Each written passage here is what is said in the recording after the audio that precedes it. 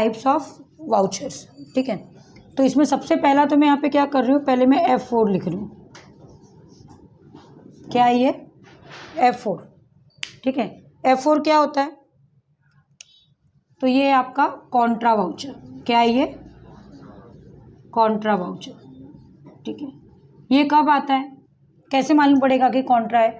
तो जब भी आप जब जर्नल एंट्री करते हो, जर्नल करते हो ना आप लोग, तो जर्नल एंट्री में जब भी आपका कैश एंड बैंक, ये आए, मैंने एंड लिखा है, कैश एंड बैंक, ये दोनों अगर आता है तो आपका वाउचर किस में, आपका एंट्री किस में जाएगा, कौन से वाउचर में जाएगा? F4 यानी कॉन्ट्रा वाउचर, ठीक है। इसका एग्जाम्पल भी मैं आपको बता देती हूँ, ठीक है। एग्जाम्पल में हम लोग यहाँ पे लिख लेंगे। इसमें 2-3 केस हो सकते हैं। एक तो आप डिपॉजिट कर सकते हो, क्या करोगे? एक तो डिपॉजिट करेंगे, एक विड्रॉ कर सकते हो, विड्रॉ यानी पैसा निकालना, ठीक है। और या फिर आप ट्रांसफ़र कर सकते हो, तो मतलब एक बैंक से दूसरे बैंक में ट्रांसफ़र। तो तीनों का मैं आपको इसका ही एग्जांपल बता रही हूँ, ठीक है।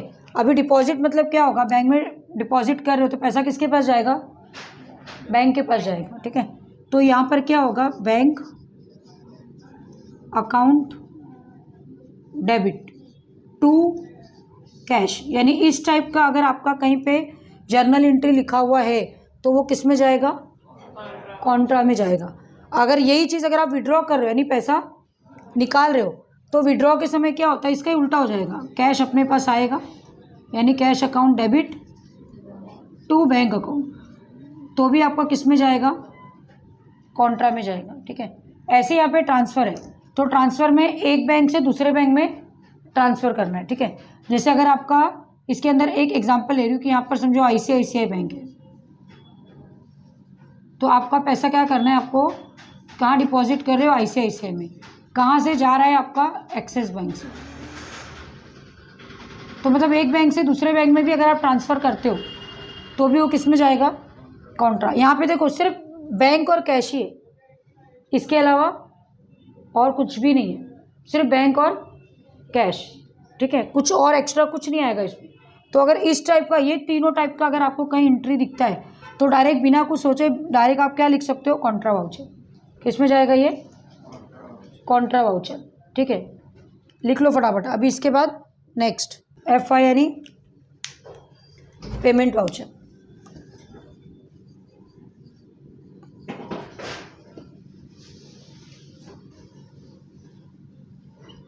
पेमेंट वाउचर कब लिखोगे आप, कब आएगा, ठीक है। तो जहाँ कहीं पे भी आपके ट्रांजैक्शन में पेड ऐसा लिखा रहे, ठीक है। पेड यानी जैसे लिखा रहता है ना, सैलरी पेड, इंसेंटिव पेड, है ना, wages paid, telephone charges paid, तो ऐसा पेड आगे लिखा हुआ रहता है, ठीक है। भले कैश पेड हो या चेक से दिया हो, लेकिन पेड ऐसा आता है लिखा हुआ, ठीक है। तो जब पेड लिखा होगा तो भी पेमेंट में जाएगा।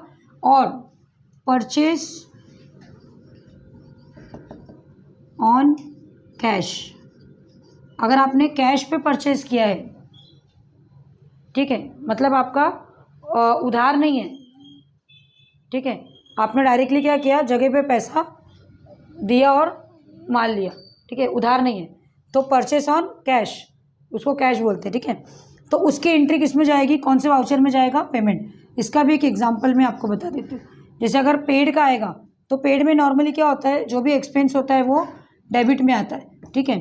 तो एक एग्जांपल मैं आपको दे रही हूँ, जैसे यहाँ पर है टेलीफोन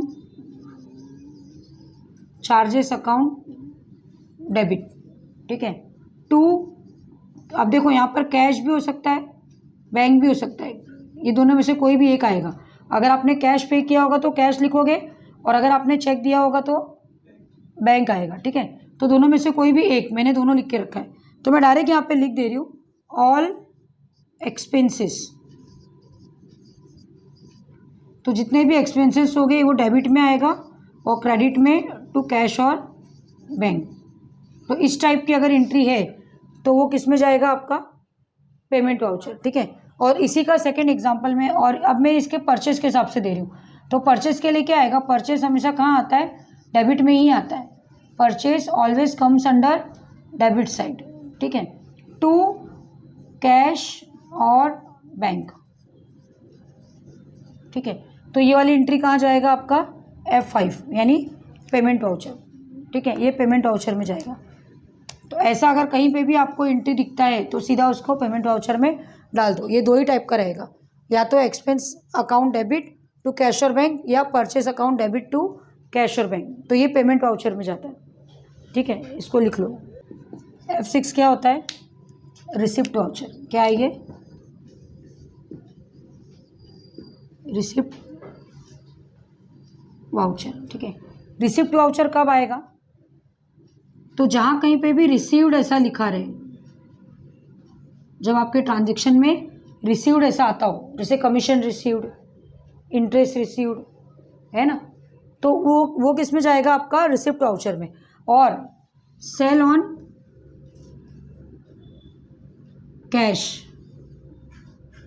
यानी आप ऑन द स्पॉट कैश पे अगर कोई चीज़ बेच रहे हो तो आपको जगह पे पैसा मिल जाएगा, तो वो भी आपका रिसिप्ट वाउचर में जाएगा, ठीक है।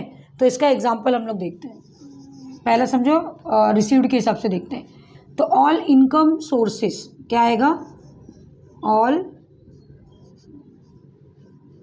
नहीं एक सेकंड को, डेबिट में कैश और बैंक आएगा, पैसा आ रहा है ना हमारे पास, तो यहाँ पर पहले तो आपके पास पैसा आया यानी कैश और बैंक। अब सामने वाला आपको चेक भी दे सकता है, ऑनलाइन ट्रांसफ़र कर सकता है, या आपको कैश देगा, तो कैश और bank account debit to all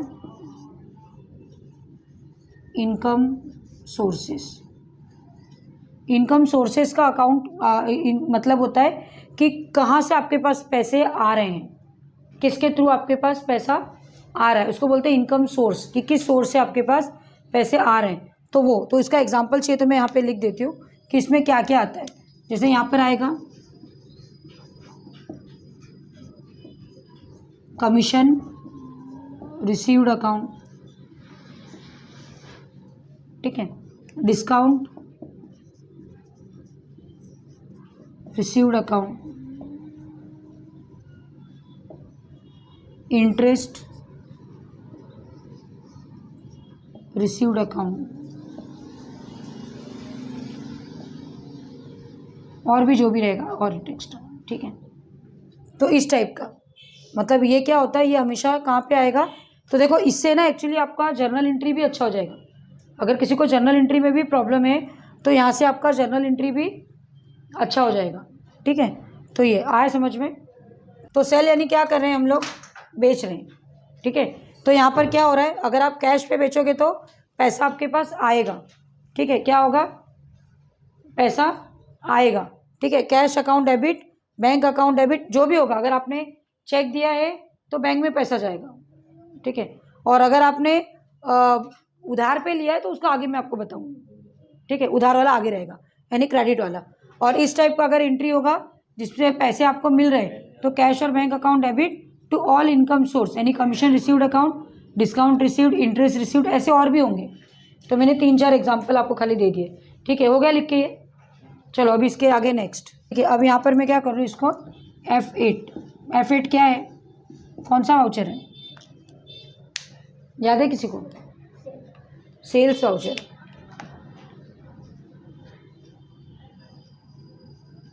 sales voucher ये किस में जाएगा आपका, तो सेल्स वाउचर जो होगा वो आपका सोल्ड ऑन क्रेडिट बेसिस। जब आप उधार पे जब आप कोई चीज़ बेचते हो तब उसकी एंट्री सेल्स वाउचर में जाती है, क्योंकि उस समय हमको पैसा नहीं मिलता है, ठीक है। तो इसका एग्जांपल, तो ये वाला आपने पहले एंट्री किया भी है, जर्नल एंट्री हम लोगों ने किया है इसका, ठीक है।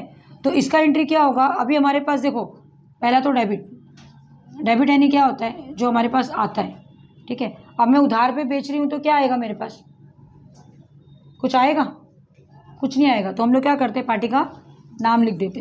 तो यहाँ पर क्या होगा, आपका पार्टी नेम आएगा,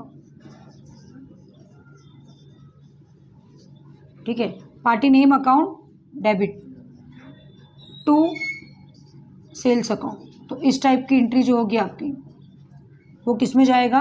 F8 मतलब सेल्स वाउचर। किस में जाएगा? Sales voucher. ठीक है, ये लिख लो। चलो F9 में यहाँ पर आज ये क्या आएगा? F9 का क्या है? F9 purchase voucher.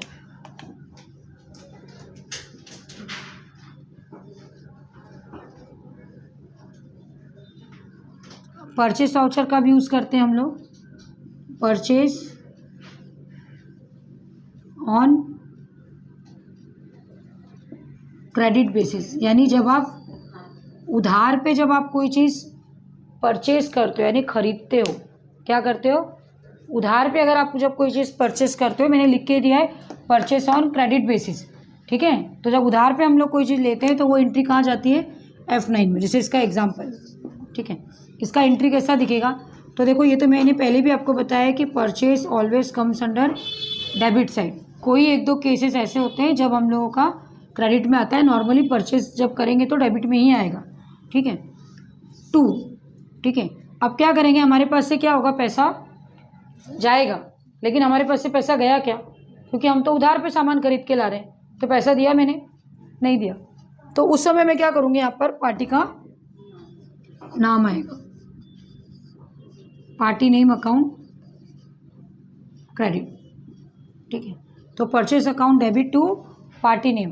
तो ये क्या होगा आपका? इस टाइप की अगर एंट्री कहीं आपको दिखाई दे रही है तो कहाँ जाएगा? आपका F9 में जाएगा। ठीक है, लिख के हुआ।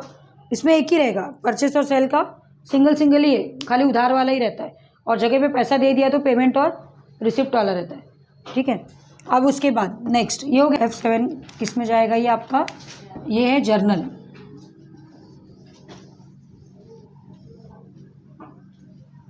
तो देखो इसको याद करने का तरीका सबसे इजी होता है कि जो किसी में भी नहीं जाता है, जब कोई भी वाउचर में जब कुछ नहीं जाता है तो उसको कहाँ डाल देते हैं हम लोग?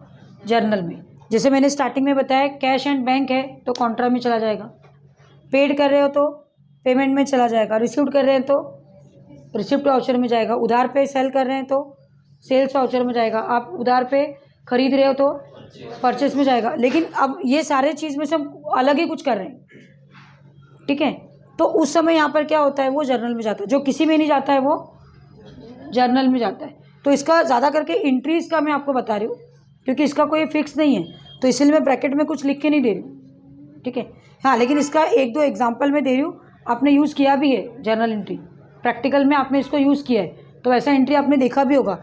ज़्यादा करके ये इसका एग्जाम्पल जब आता है आपने ये देखा होगा, तो फिक्स्ड एसेट जो होगा वो डेबिट में आता है। फिक्स्ड एसेट्स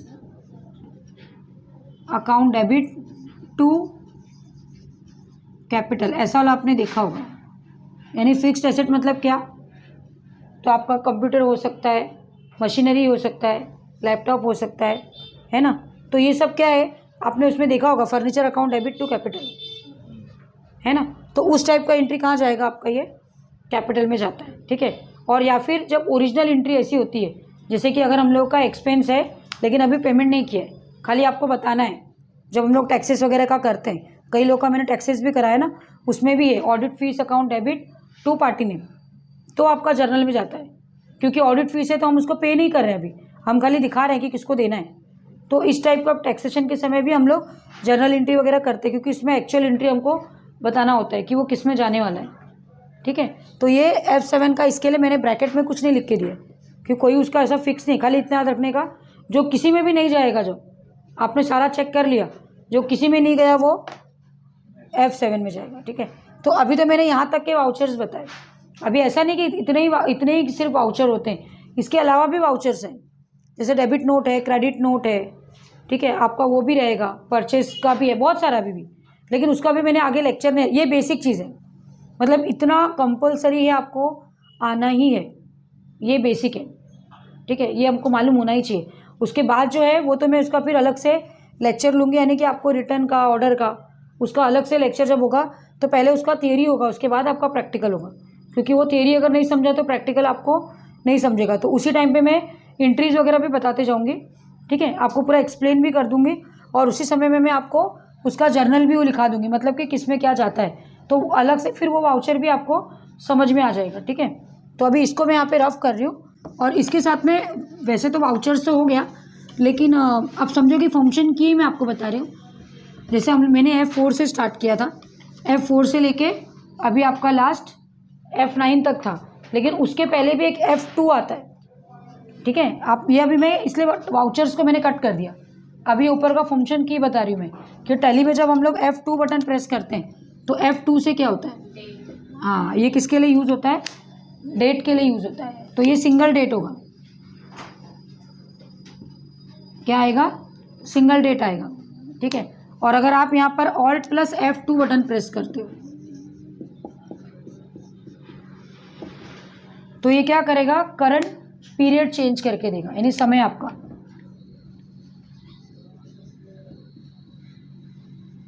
आपको जो भी पीरियड चेंज करना है, यानी किस समय से किस समय में, वो चेंज करके देगा, ठीक है। फिर तीसरा, यहाँ पर डायरेक्ट खाली F3 नहीं, Alt प्लस F3।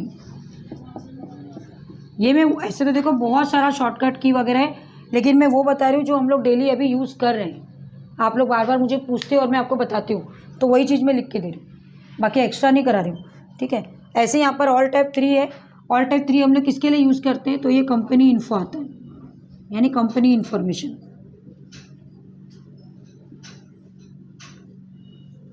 तो कंपनी इन्फॉर्मेशन में आपने देखा होगा वो क्रिएट कंपनी है, ऑल्टर कंपनी है, शट कंपनी है, स्प्लिट है, वो सारा आपको कंपनी में मिलेगा। मैंने वो भी आपको लिख के दिया था, how to create company starting में। तो वो सब कहाँ मिलता है अपने को, कंपनी इन्फॉर्मेशन में। तो कई बार जब आप टैली ओपन करते हो तो स्टार्टिंग में डायरेक्ट कंपनी इन्फॉर्मेशन आ जाता है, ठीक है, लेकिन हमेशा नहीं आता है। या आपने खुद ये कंपनी ओपन करके रखा है तो और फिर से आपको नया एक कंपनी क्रिएट करना है या दूसरी कंपनी ओपन करना है, तो आपको Alt F3 प्रेस करना पड़ेगा, तो ये आएगा, नहीं तो आप गेटवे ऑफ टैली में ही रहोगे। तो गेटवे ऑफ टैली से डायरेक्ट अगर आपको कंपनी इन्फॉर्मेशन में आना है तो Alt plus F3 button press करना है, ठीक है।